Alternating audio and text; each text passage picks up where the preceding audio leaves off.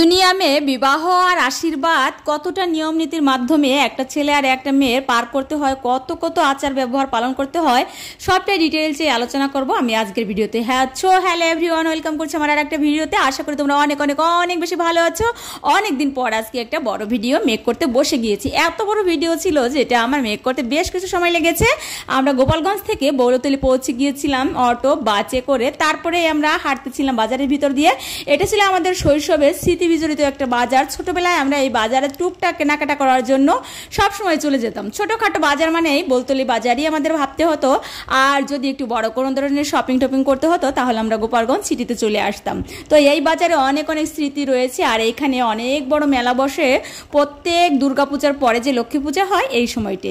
এই জায়গা দিয়ে এই মেলাটা অনুষ্ঠিত হয়। এখানে মেলা মেলে আর এখানে নৌকা বাইচ হয়। বাইচ দেখতে যাবো মানে নৌকায় নৌকায় লোকারণ্য সবাই, প্রত্যেকটা মানুষ ভিড় জমাতো এই নদীর পাড় দিয়ে। আমরাও ঠিক তার ব্যতিক্রম ছিলাম না, এত ভালো লাগতো। সত্যি সেই শৈশবের স্মৃতিগুলো মনে হয় হারাতে বসে গিয়েছি। এখান দিয়ে হাঁটতেছিলাম আর সব মনে পড়ে গিয়েছিল।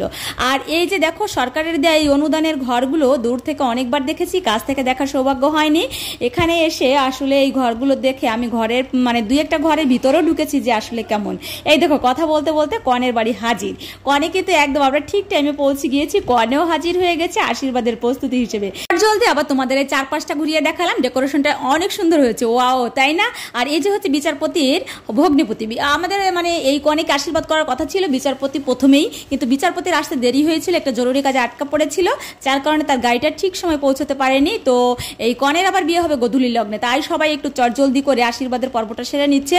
আমাদের হিন্দু নিয়মে আশীর্বাদ মানে মুরব্বীরা আগে ধান দুর্বা দিয়ে মাথায় হাত দিয়ে অনেক অনেক মানে নীতি ধরনের কথামূলক কথাবার্তার মাধ্যমে তাকে ঈশ্বরের কাছে প্রার্থনা করে তাকে ধান দুর্বা দিয়ে আশীর্বাদ করা হয়। তারপরে আবার মিষ্টি মুখ করানো হয়, তারপরে আবার একটু জল খাওয়ানো হয়, তারপরে কেউ ভালো লাগলে টাকা প্রদান করে, কেউ স্বর্ণ প্রদান করে, কেউ শাড়ি প্রদান করে, যার যেমন সামর্থ্য সে সেইভাবেই সবকিছু টুকটাক দিয়ে উপহার দিয়ে আশীর্বাদের কাজটা মোটামুটি এইভাবেই সারা হয় আর কি। যাই হোক, তারপরে আবার টুক করে আমি আবার নিজের মুখটাকে দেখিয়ে দিয়েছি এই যে আশীর্বাদের জন্য। আবার বিচারপতি চলে আসছিল, দেখো সবাই।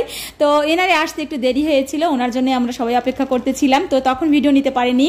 তো যাই হোক, আশীর্বাদের পর্ব শেষ হয়েছে, বিচারপতির গাড়ি চলে যাচ্ছে। এখানে আমরা সবাই টাটা করে দিয়েছিলাম, আর মেয়ে তো ঘেমে অস্থির একদম। দেখছো মুখটা কেমন কালো হয়ে গিয়েছে, সে কেমন আনাচেনা করছিল। আসলে সেদিন প্রচন্ড গরম পড়েছিল, মানে না বলে আর থাকতে পারলাম না।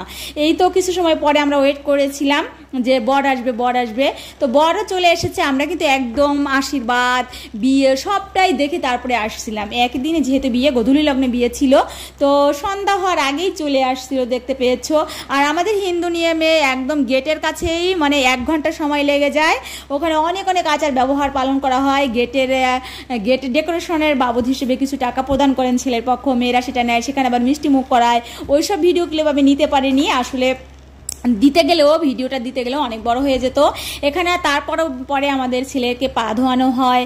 পা ধোয়ানোর পরে তারপরে আবার এই যে 7 পাকে বাঁধা হয়। এখান থেকেই আমাদের আর কি পা ধোয়া থেকে শুরু হয় একটা মেয়ের জীবনে, মানে ছেলেকে বিয়ে করার আগ পর্যন্ত কতটা মানে প্যারা বা কতটা ভালো লাগা, কতটা অনুভূতি প্রকাশ করা, সবটাই এখানে শুরু হয়।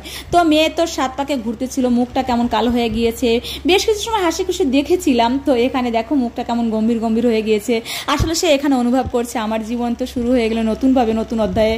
তো আসলেই মানে এটা একটা নতুন জীবনের সাথে চলা, কি আর করা বলো। আর ছেলেরা দেখো কেমন টুপি পরে দাঁড়িয়ে থাকে।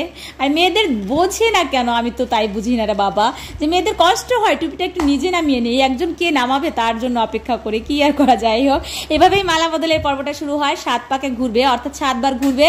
7 বার কনে ছেলেকে মালা দিবে, ছেলেও 7 বার মালা দিবে। এইভাবে দেয়া নেওয়ার মাধ্যমেই আমাদের 7 বার মালা বদলের পর্ব সম্পন্ন হয়।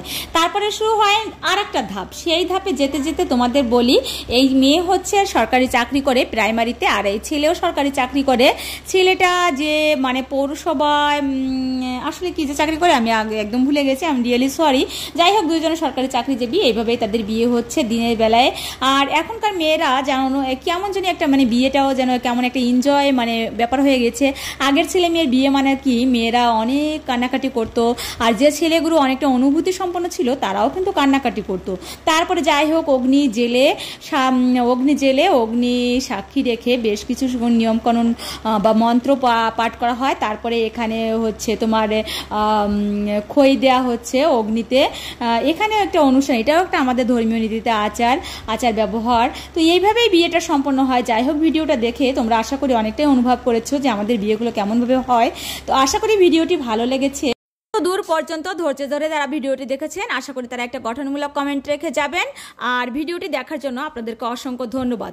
তো আমাদের হিন্দু ধর্ম রীতিতে বিবাহের সিঁদুরদান হচ্ছে একদম লাস্ট মুহূর্ত আর মানে শেষ পর্ব, একটা আকর্ষণীয় পর্ব এবং একটা নারী জীবনের একদম মানে নতুন অধ্যায়ের সূচনা। সিঁদুর দান মানেই বিবাহ কমপ্লিট। তো সুন্দরভাবে এই বিবাহটি অনুষ্ঠিত হয়েছে। ভিডিওটি আশা করি আপনাদের কাছে অনেক অনেক অনেক বেশি ভালো লেগেছে। তো আমার ভিডিও ভালো লাগলে আমার প্রত্যেকটা ভিডিওর সাথেই থাকতে পারো, আর তার জন্য পেজটাকে ফলো দিতে হবে আর আমার ইউটিউব চ্যানেলটাকে সাবস্ক্রাইব করতে হবে। তো এত সময় ধৈর্য ধরে থাকার জন্য অসংখ্য ধন্যবাদ। দেখা হবে তোমাদের সাথে নেক্সট ভিডিওতে। Bye bye, take care.